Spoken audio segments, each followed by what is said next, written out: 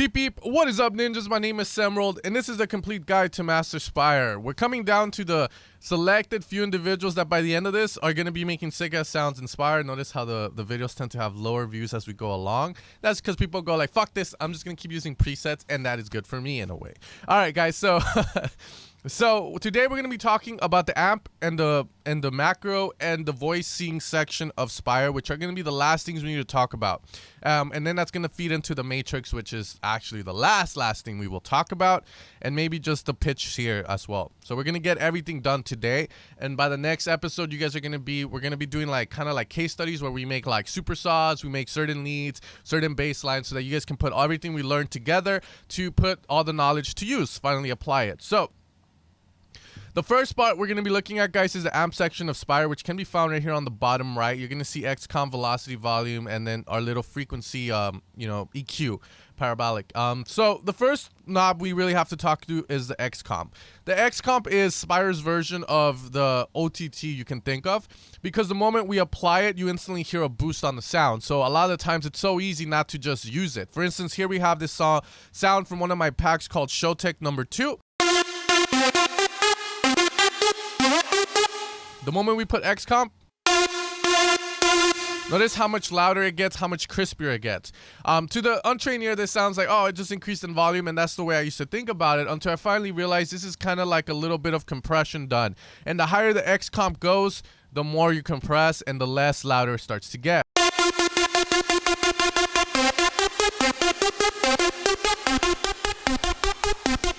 And you know it's compression because if you put it up all the way and you click fast, you start to hear those little clicks that you get from compressors that tend to have a bit of attack to them. So that's how we know this is actually doing multi-band compression. It's super good because, again, you can get a good, nice sound that you already have to sound a lot louder, to sound a little bit more like, all right, this sounds like it can be used in a song now.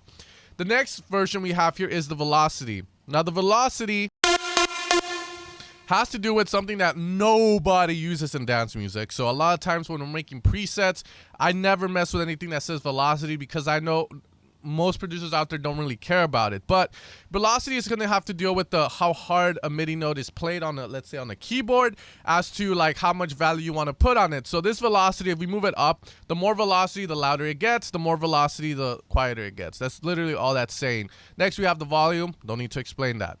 Now, over here we have a boost. It's just a boost to the volume, very simple. We're going to have warm and soft. And this is just going to have to deal with how everything works in the amp section, guys. Now, the next one we have is the EQ, and the EQ is actually a pretty good EQ.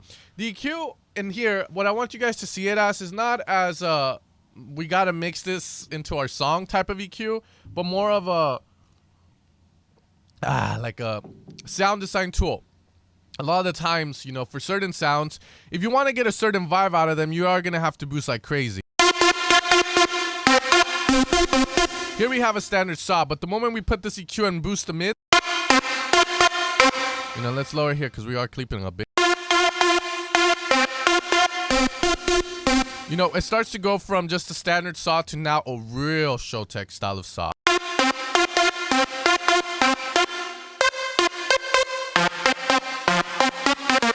You know, so that's how we start to get that there.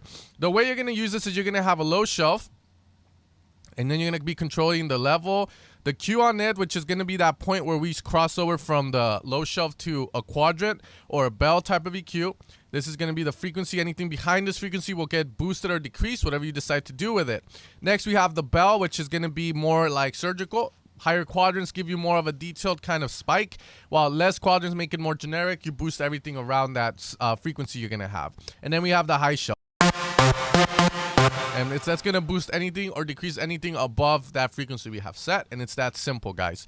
Nothing else to it, as you can see. And that's pretty much going to be our amp section here in Spire. Now, moving on over to the voicing section, which can be found over here on the top. We're going to have a couple of different modes here. I guess we can call them voicing modes.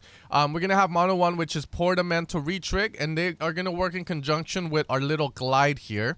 This stands for log, if you want a logarithm style, log style glide. If you don't know what it means, don't worry. Just click it on and off and just see how it sounds like to you, and that's it. Like, that's all that really matters. But notice in mono 1, no matter what, I'm not sliding notes. No matter what, I am going to be getting mono legato or you know, gliding. In mono 2, legato reach, I have to slide my notes in order to get that nice effect that I want from it. Now, if we keep going on, we have portamento flow, which is a different type of, you know, mode. With retrick modes, what that means is that the face is always going to be starting back. So every time we click something new, something will start over again. While in flow, it just lets keep going. Now remember, the difference here is we got portamento flow and then legato flow. Portamento is that the sound is always going to be gliding, and legato is that you need to slide, you know, legato your notes. And that's all it's going to be. We're going to have polyportamento, which we already know what that means. If this glide is up, it's going to be doing it. So, you know, lower it down.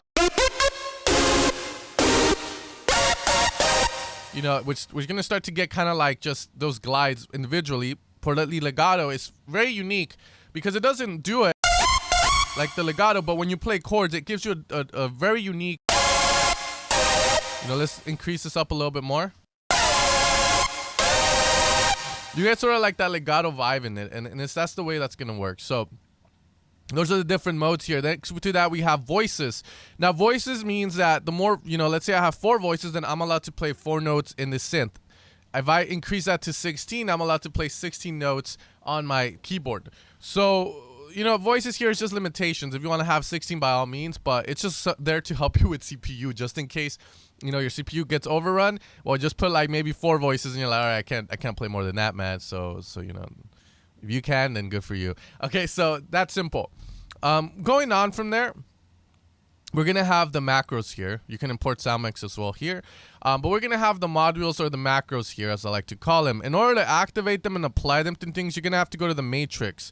In the matrix, you can select certain things here. So if we want mod 1 to apply to certain things, we can set that here. And then we can put to what we want it to affect. So we can affect, you know, like the oscillator 1 volume or the pitch on it. And these are cool if you want to automate certain things, or you're making presets for certain people, a company, and you want to apply these so they can have more fun with them. Then that's how you're going to set that. So it's very cool there. And they can all be set to individual things. Next, we have micro tuning, which is going to have to deal with just the tuning of the synthesizer. You know, usually I suggest you just leave these as is. 440 is the standard that you want to be at. I have that on my Moog and most of the synths, so you don't really need to worry much about that. Transposition here, pretty straightforward, I believe. Pitch bands here. And then we have a module here, which again can be routed in through here, module, and then you can apply it to anything you want. With that being said, guys, that's going to be this section here, this section here, this and here. I just want to make sure that we have hit everything. And I think the last thing we need to talk about is going to be the ARP, but I'm going to save that for a separate video. As of now, I think that pretty much is everything that we can make in Spire or talk about. The rest is going to be bringing all the knowledge together to create sounds and all that kind of good stuff. If you guys have any questions, don't be afraid to comment down below on certain things. And tomorrow or in a couple of days, we'll go into the ARP and start making sounds using the knowledge we have learned. With that being said, ninjas, you guys have a nice day. You guys take care, and I'll see you guys next time. Peace out. And if I don't see you till then, Happy New Year to those of you guys still on the Spire grind. Oh, yeah.